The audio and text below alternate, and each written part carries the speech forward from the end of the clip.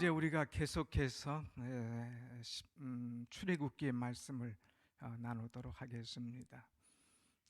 저희 교회에 오늘 또 안 보이던 그런 처음 오신 분도 계신데, 저희들은 지금 우리 교회에서 이제 출애굽기를 계속해서 성경을 봐왔습니다. 그래서 초반에는 하나님은 어떤 분이시냐, 출애굽기를 통하여서 하나님에 관한 말씀을 쭉 봤고, 또 후반부는 이제 시내산에서 하나님께서 이 백성들에게 특별히 모세를 통하여 주신 것이 두 가지가 있는데, 하나는 십계명이고 하나는 성막을 지으라는 설계도. 그래서 십계명에 관해서 두 번 말씀드리고 또 성막에 관해서 쭉 지금 말씀을 전하고 있습니다. 벌써 한 두 주 지나니까 또 언제 배웠는가, 언제 들었는가 또 잊혀져 가죠. 한번 보겠습니다. 성막. 이 성막은 참으로 중요한 우리에게 가르쳐 주신 말씀이죠. 그래서 이스라엘 백성들이 광야 생활하는 동안에 성막, 그래서 하나님께서 임재하시고 하나님께서 역사하시는 그것들을 보게 됩니다. 성막 그림을 보실까요? 자, 성막을 한번 보면서 지난번에 이런 성막을 보았고요, 또 성막 속에 역사하시는 이 하나님을 우리는 보았습니다. 이 성막, 굉장히 이 은혜가 되면서도 굉장히 어려운 말씀이죠. 여러분, 우리가 왜 성막을 공부하느냐, 왜 성막에 대한 설교를 듣느냐. 오늘 여러분 성경 본문 읽어봤지만 뭐 본문에 이렇게 그냥 하나 붙잡을 말씀도 없고, 몇 규빗 몇 규빗 몇 규빗 해라, 뭐로 만들고 뭐로 올려놓고 복잡한 말씀을 주는데 도무지 이해가 안 가잖아요. 여러분이 이해 안 가는, 이해할 수 없는 말씀들을 이 성경의 성막에 관해서 50장이 들어있다 이거예요. 그러니까 이 말씀을 모르면 성경 50장, 창세기 한 권을 깨닫지 못하고 그냥 훅 넘어가는 거예요. 그렇기 때문에 우리는 성막을 반드시 알아야 된다. 이 성막은 성전이고 오늘날의 교회라고 말씀드렸습니다. 또 이 성막을 통하여서 우리에게 주시는 것이 있다면 예수 그리스도는 누구신가 하는 것을 분명히 알게 해주고, 하나님을 만나는 이 교회, 이 성막을 우리에게 가르쳐 주고 있습니다. 여러분, 성막은 세 부분으로 되어 있다고 그랬죠. 그래서 성막에 뜰이 있고, 그 다음에 성소가 있고, 그 다음에 지성소가 있다고 그랬습니다. 그래서 성막 뜰에 이제 들어가기 위해서는 먼저 성전 문에 들어갑니다. 성전 문이 저렇게 참 아름답지 않습니까? 예수 그리스도는 어떤 분이신가? 아름다운 신분이시다.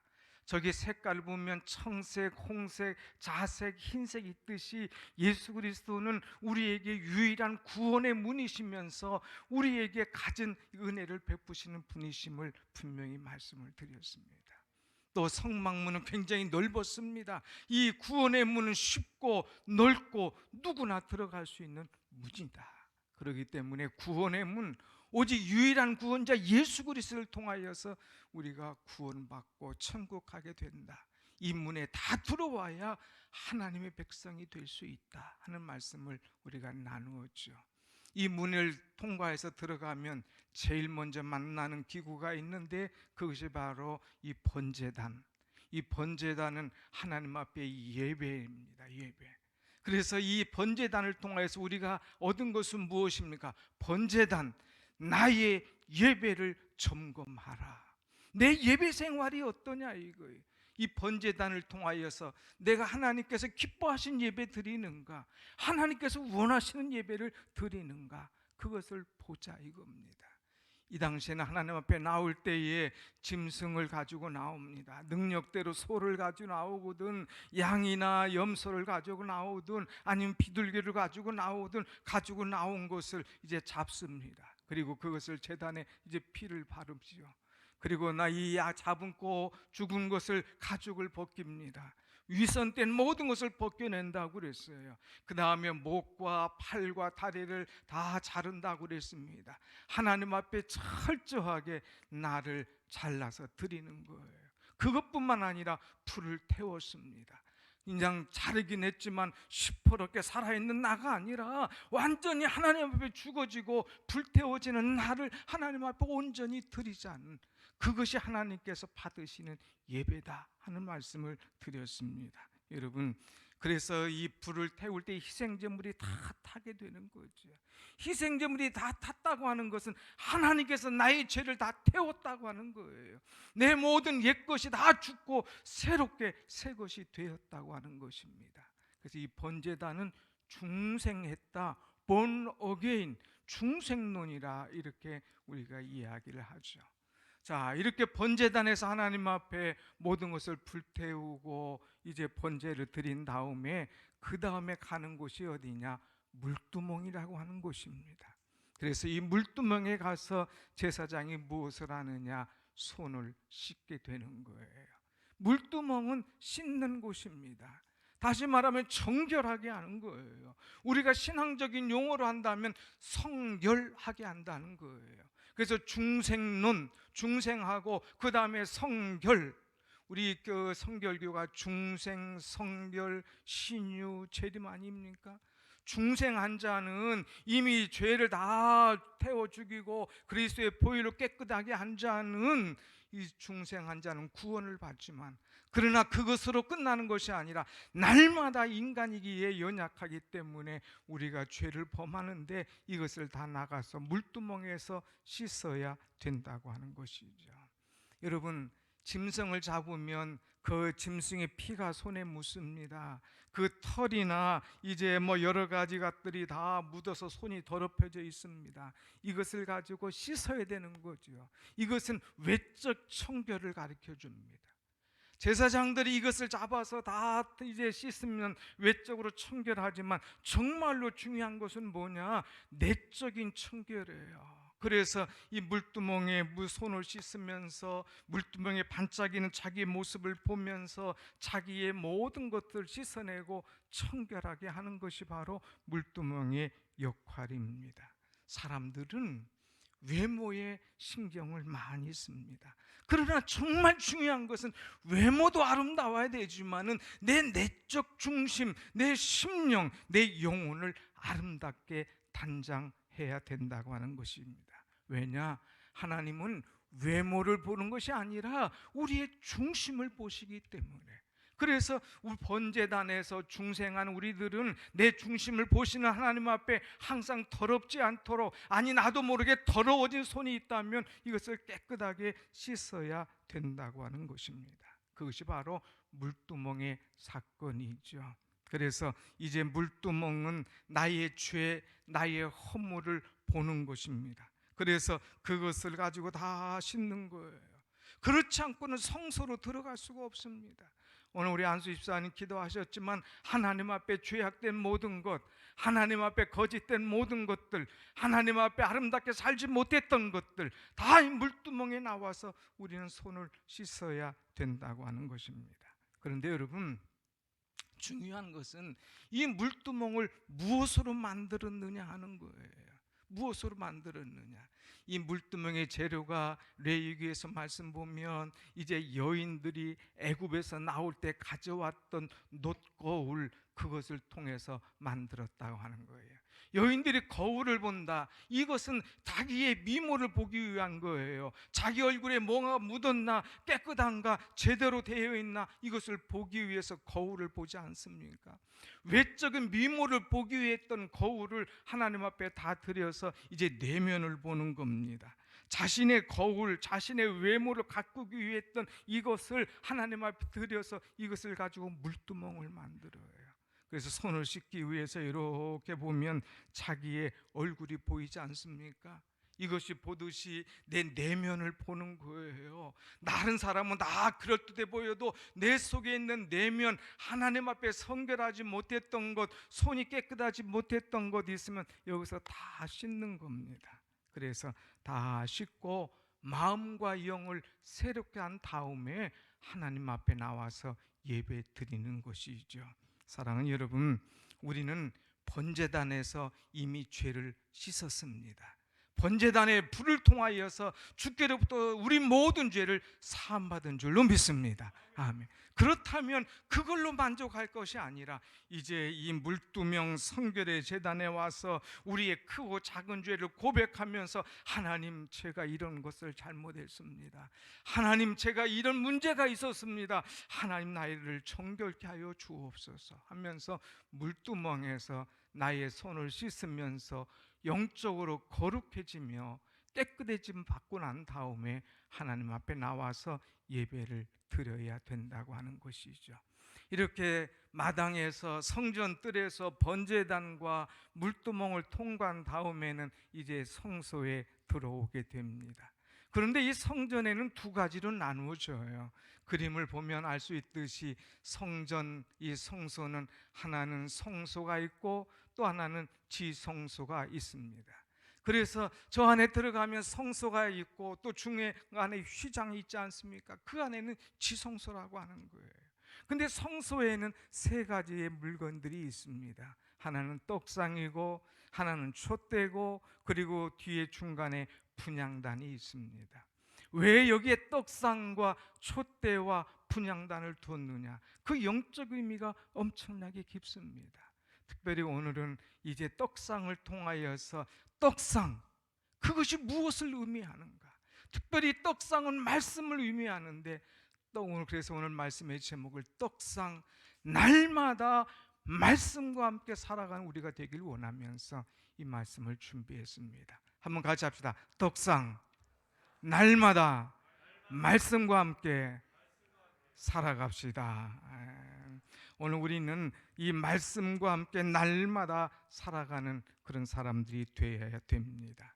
저기 보면 떡상이 놓여 있습니다. 떡상의 그림을 한번, 이 떡상만 크게 보면 저렇게 되어 있죠. 그 떡상, 그야말로 책상과 같은 이제 금으로 된 상이 하나 있습니다.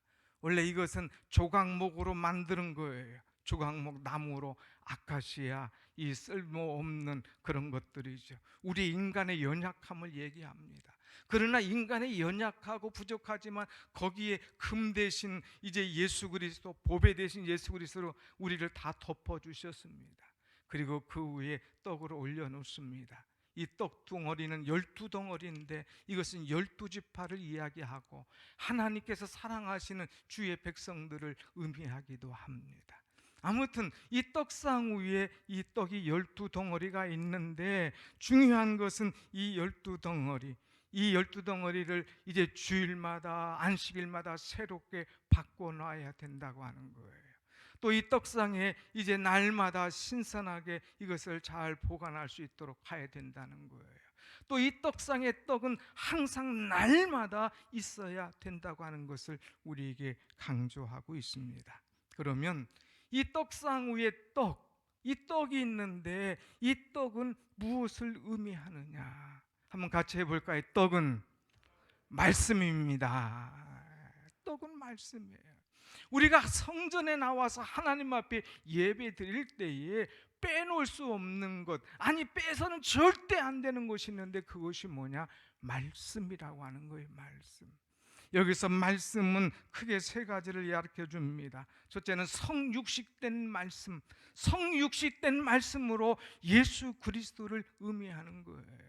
또 이 말씀은 기록된 말씀, 성경을 의미합니다. 또 이 말씀은 선포되는 말씀, 설교를 의미하는 거예요.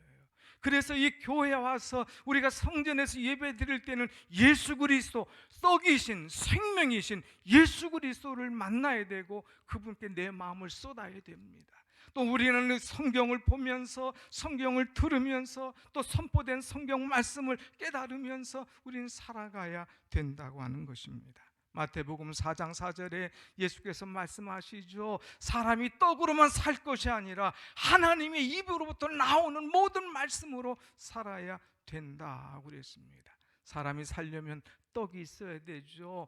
빵이 있어야 되죠. 그러나 그것으로는 만족할 수 없다고 하는 것입니다. 우리 영혼의 만족, 우리 모든 만족함은 오직 하나님의 말씀밖에 없다고 하는 것이에요. 그래서 이 말씀을 자꾸 먹어야 되고 이 말씀과 함께 살아가야 됩니다. 우리 인간은 영혼이 있기 때문에 영혼의 양식, 영혼의 그 생명의 말씀, 이 양식 말씀을 먹어야 되지, 이것 없으면 아무것도 아닌 거예요. 그런데 사랑하는 여러분, 오늘 나를 한번 돌아봅시다. 나는 정말 영혼의 양식, 생명의 양식 대신 이 말씀을 날마다 먹고 있는가? 한 끼 안 먹으면 굶주리고, 이제 한 끼 안 먹으면 내게 신상의 건강에 문제가 될까 봐 걱정하면서도 내가 영혼의 양식은 한 끼 안 먹는 거 그냥 이제 우리는 쉽게 간과하고 있지 않는가? 우리는 날마다 영혼의 양식된 이 말씀을 붙들고 말씀을 먹고 말씀을 듣고 말씀을 통하여서 각인하면서 새롭게 살아가는 우리가 되어야 될 줄로 믿습니다. 아멘. 사랑하는 성도 여러분, 성도가 성경을 읽지 않고는 영혼의 피곤함이 와요. 영혼의 피곤함이 오면 모든 것이 이제 무너지게끔 되어 있습니다.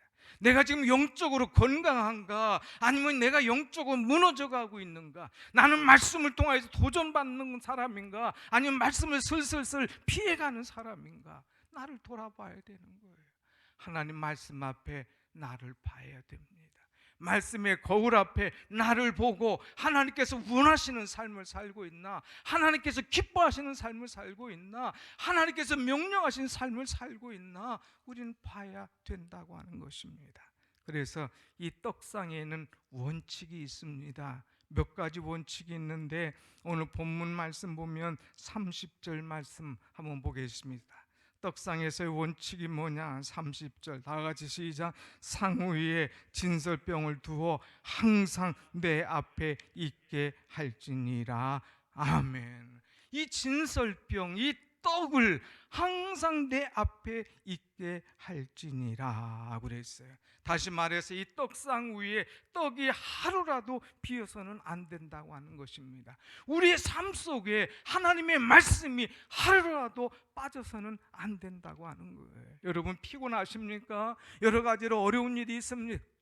여러분이 생각지도 않게 모든 것이 너무나 잘 나갑니까? 어떤 때 있든지 자만하지 말고 낙심하지 말고 하나님 말씀 붙잡고 겸손하며 하나님 말씀 붙잡고 힘을 얻고 날마다 살아나갈 때에 말씀과 함께 하신 하나님의 은혜와 능력이 오늘 또 내게 임할 줄로 믿습니다. 아멘. 날마다 항상 말씀과 함께 살아가라 이거예요. 이번 선교 여행 중에 함께 동행했던 목사님 가정들이 6가정이었습니다. 12명이 그 바쁜 일정 속에서도 피곤함 속에서도 날마다 30분씩 모여서 말씀 큐티 나누며 기도하며 이제 은혜를 나눴어요. 그 시간이 얼마나 감사한지요.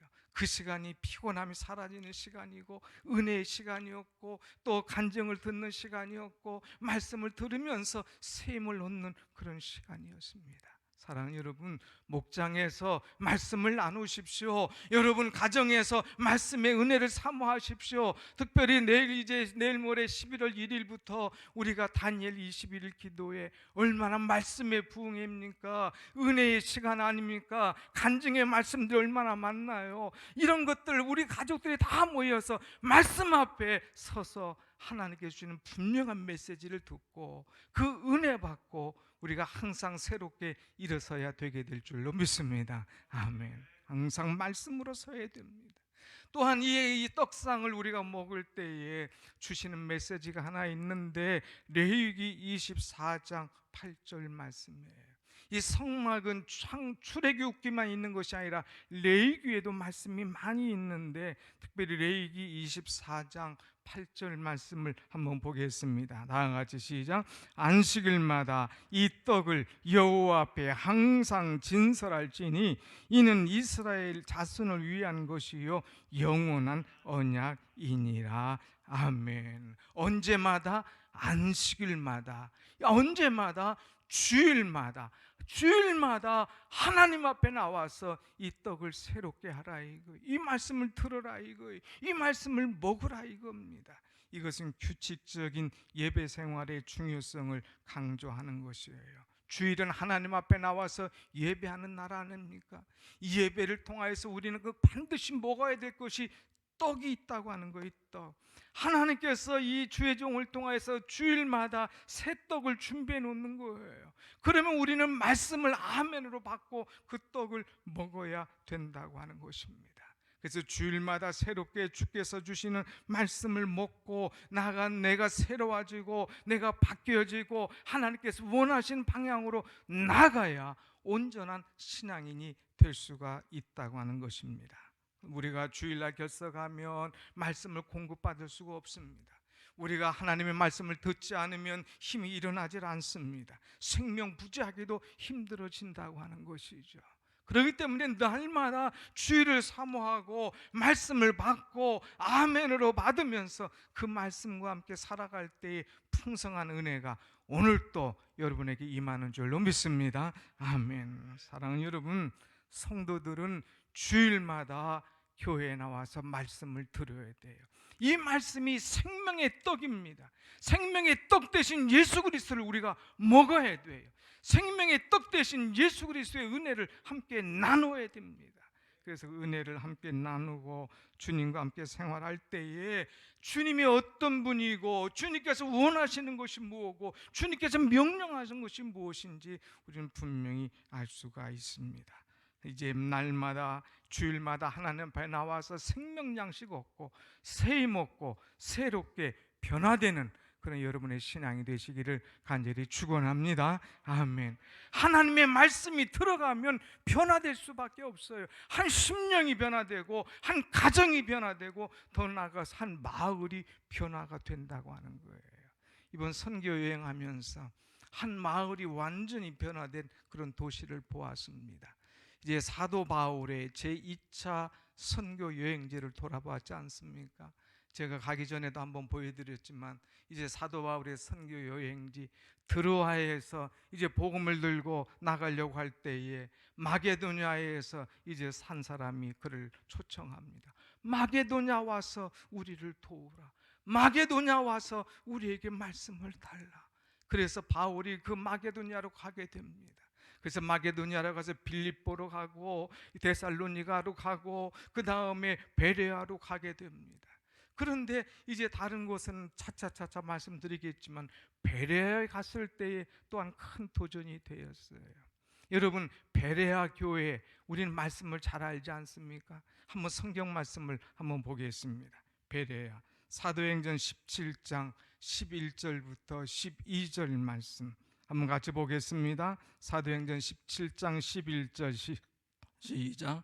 베레아에 있는 사람들은 데살로니가에 있는 사람들보다 더 너그러워서 간절한 마음으로 말씀을 받고 이것이 그러한가 하여 날마다 성경을 상고함으로. 아멘. 이제 바울이 복음을 전하는데 빌립보에서 복음을 전하고 데살로니가에서 복음을 전할 때 그것을 반대하는 사람이 있었습니다. 그래서 데살로니가에서 떠나서 다시 이 베레아로 가게 됩니다. 근데 베레아에서 하나님의 말씀을 전할 때에 이들이 말씀을 듣고 다 변화되는 거예요. 심령들이 말씀을 듣고 변하고 거기에 많은 사람들이 말씀 듣고 새로워지는 거예요. 가정들이, 마을들이 새로워집니다. 그래서 이 베레아 교회를 한번 찾아가 봤어요. 그런데 이 베레아 교회는 이미 다 이제 예수님 다음 바울 시대의 1800년 전이기 때문에 다 무너져 있습니다. 그런데 그 터는 그대로 있었어요. 한번 터를 가보겠습니다. 베레아 교회 터를 가봤는데 거기 가보니까 저기 나오신 분이 손영삼 선교사님인데 그리스에서 25년간 선교하셨던 분이에요. 사도 바울의 여행지, 선교했던 지역들을 다 샅샅이 이제 우리에게 가르쳐 주면서 특별히 집시 선교를 하는 그런 분이었습니다. 그래서 저희들도 와서 집시 선교지를 같이 가서 예배하면서 그들에게 이제 여러 가지 선물들을 나눠주면서 함께 은혜를 나눴는데 저분이 25년간 선교해서 또 그 지역을 너무나 잘 알고 있기 때문에 한국에 와서 계시지만 일부러 저희들이 그분을 모셔갔어요. 너무나 샅샅이 아는 분이기 때문에. 그래서 쭉 다니면서 여행지에 대해서 샅샅이 듣고 아주 그 발걸음마다 이 은혜되는 말씀을 들으면서 보게 됐는데 그 다음 장에 보면 이 베레아 이 지역 위에 무너진 교회 위에 이제 바울의 그 모형이 하나가 있었습니다. 그리고 교회 터가 이렇게 있었는데 저런 이제 다 무너지고 저 터만 남은 거예요. 그런데 가운데 있는 것이 뭐냐? 사도 바울의 모습입니다. 그런데 자세히 보니까 사도 바울이 저처럼 약간 이게 머리가 좀 벗어졌어요. 거기 조금 제가 위로를 받았는데, 아무튼 사도 바울이 가운데 있고 왼쪽에 보면 그림이 있는데 모자이크로 된 이 그림이었습니다. 바울이 환상을 볼 때에 천사가 마게도냐에서 와서 우리를 도우라 하면서 그를 초청합니다. 그를 부릅니다. 그래서 마게도냐로 가서 복음을 전하는 그런 모습이죠. 복음을 전할 때, 저렇게 말씀을 전할 때 수많은 사람들이 와서 말씀을 듣습니다. 거기에 성경에 보면 귀족들도 귀부인들도 이제 다 나와서 이 말씀을 듣더라 그랬습니다.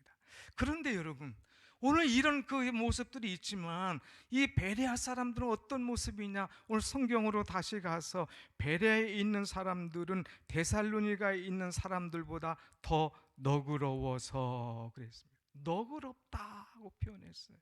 여러분, 너그럽다고 하는 말은 이해의 폭이 넓다는 말입니다.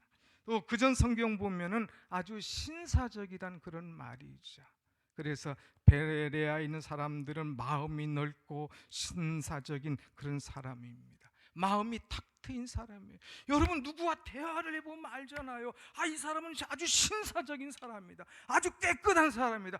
이 사람은 반듯한 사람이다. 우리는 알 수 있지 않습니까? 이 베레아 사람들은 마음이 너그러워서 모든 사람에게 감동을 주는 신사적인 그런 사람들이었습니다.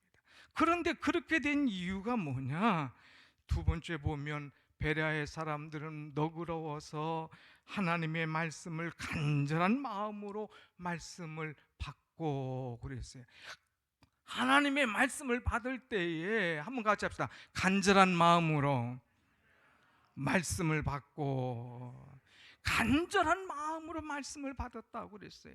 간절하다는 것은 말씀을 받을 때에 이 말씀이 그런가 하고 사모하고 기다린다는 거예요. 마치 그냥 떡을 줄 때 그냥 감사함으로 그냥 꿀떡꿀떡 먹듯이 이 간절함으로 사모함으로 이 말씀을 받는다고 하는 거예요. 그러니까 아멘이요, 은혜가 될 수밖에 없는 거예요. 바울이 준 말씀을 다 세밀하게 듣습니다. 눈으로만 듣는 것이요, 귀로만 듣는 것이 아니라 마음으로 듣고 은혜로 새기는 그런 사람들이었습니다. 또 이렇게 간절한 말씀으로 들을 뿐만 아니라 그 다음에 보면 그들은, 베레아 성도들은 간절한 마음으로 말씀을 받고 날마다 뭐라고 그래서 성경을 상고함으로, 이들은 날마다 성경을 상고했다. 아까 진설병을 항상 세워 하나님 앞에 놓으라고 그랬지 않습니까? 이것처럼 날마다 항상 하나님의 말씀을 사모했습니다. 이제 매일같이 이어졌습니다. 마음 내킬 때만 보는 게 아니에요. 날마다 말씀을 보는 거예요. 그 가운데 상고한다고 하는 말이 있는데, 이 상고한다는 말은 깊이 판다는 말입니다. 마치 광부가 이제 광산에서 금을 팔 때에 뭐 위에만 살짝 건드립니까? 그렇지 않아요. 곡괭이를 가지고 파냅니다. 깊이 파내서 그 속에 있는 금덩이를 캐내는 거죠. 오늘 들은 말씀이 과연 그러한가? 집에 가서도 말씀을 보면서, 관계 말씀을 또 연구하면서, 기도하면서 말씀을 상고하는 거예요. 말씀을 깊이 파는 거예요. 또 이 상고한다는 것은 채로 친다는 말도 있습니다. 광부들이 가서 금을 캐냅니다. 그것이 다 온전한 금이 아닐 수가 없잖아요. 그럼 그것을 채로 채면 또 모래들은 다 떨어지고 금덩이만 남습니다. 하나님의 말씀을 채는 거예요. 그것이 은혜인가, 내게 생명인가, 이것이 무엇을 말씀하는가, 다 쓸모없는 것은 다 버려버리고 은혜의 말씀, 생명의 말씀으로 다 채면서 가려내면서 받는 그런 사람들이었습니다. 이렇게 하다 보니까 베레아 성도들은 건강한 신앙인이 될 수밖에 없었습니다. 자신이 건강해지니까 남에게 나가서 복음을 전하는 사람이 되었어요. 여러분, 한번 12절 말씀을 한번 같이 보겠습니다. 12절 시작. 그 중에 믿는 사람이 많고 또 헬라의 귀부인과 남자가 적지 아니하나. 이제 이 말씀을 자들이 은혜를 받고 받은 은혜의 말씀을 가지고 나가서 전해줍니다. 그러니까 자기가 은혜 받으니까 나가서 이 말씀을 전할 때 다른 사람에게 은혜가 되는 거예요. 다른 사람에게 도전을 주는 거예요. 그러니까 열매를 맺는 거예요. 그러니까 동네에 믿는 사람들이 얼마나 많이 믿었는지. 근데 특별히 여기 보면 베라에서 헬라의 귀부인과 남자가 믿었더라 그랬습니다. 남자 귀부인들이 적지 않았더라 그랬어요. 헬라인들, 이 남자들 예수 믿기 참 어려운 사람들입니다. 그런데 이들이 이 말씀을 들을 때 다 아멘으로 받았습니다. 복음의 장벽, 신분의 장벽, 이제 모든 것들 다 넘어서서 하나님의 말씀이 그 속에 들어갈 때에 사람들을 변화시켰다고 하는 것입니다. 그래서 수준 높은 신앙생활 할 때에 사람들에게 소문이 났습니다. 야, 베레야, 그 교회는 수준이 높다며, 그 교회 가서 말씀을 들으니까 은혜가 된다며, 이런 소문이 자꾸 퍼져나가니까 사람들이 베레야 교회에 모이기 시작하는 거예요.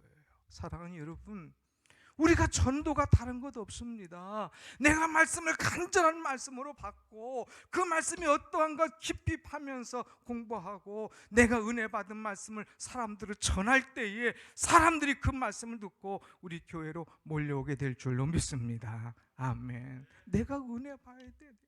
내가 말씀과 함께 살아가야 되는 거예요. 내가 말씀 위에 설 때에 다른 사람에게 말씀의 영향력이 있는 그런 삶을 이뤄갈 수가 있다고 하는 것입니다. 오늘 우리는 이런 신앙인 되어야 돼요. 나는 얼마나 신사적인 사람인가? 나는 얼마나 말씀을 사모하는 사람인가? 나는 얼마나 말씀을 전하는 사람인가? 그런데 여러분, 이 베레아 교회를 보면서 또 하나의 도전받은 것이 있어요. 그것이 뭐냐?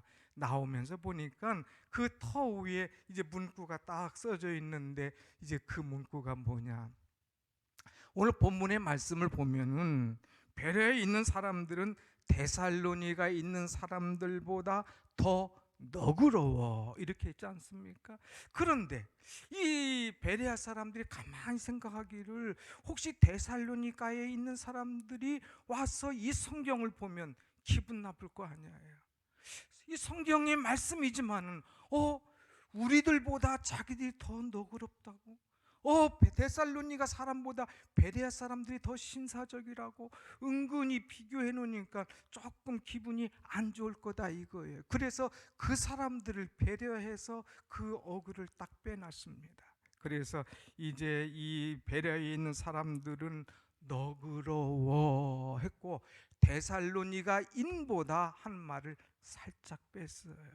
성경의 말씀을 뺀 건 문제가 될 수도 있지만 그 잠깐 그 동상처럼 거기다 놓고 그 사람들을 위해서 데살로니가 사람들의 마음에 불편함을 주지 않으려고, 그 사람들의 마음에 평안함을 주면서 그 사람들 마음에 보면서 부담되고 기분 나빠하지 않도록 이렇게 딱 그 편말까지도 너그럽게 표현하는 것을 보게 됩니다. 사랑하는 여러분, 우리 교회가 이 너그러운 교회, 우리 교회가 이렇게 신사적인 교회, 우리 교회가 간절한 말씀으로 하나님의 이 말씀을 사모하는 교회, 날마다 이 말씀이 그러한가 상고하는 교회, 우리 교회가 이 말씀을 힘있게 전하는 교회가 될 때에 하나님의 놀라운 역사가 오늘 우리 교회 사도행전 29장의 역사를 새롭게 써나가는 그런 교회로 하나님께서 세워주실 줄로 믿습니다. 아멘.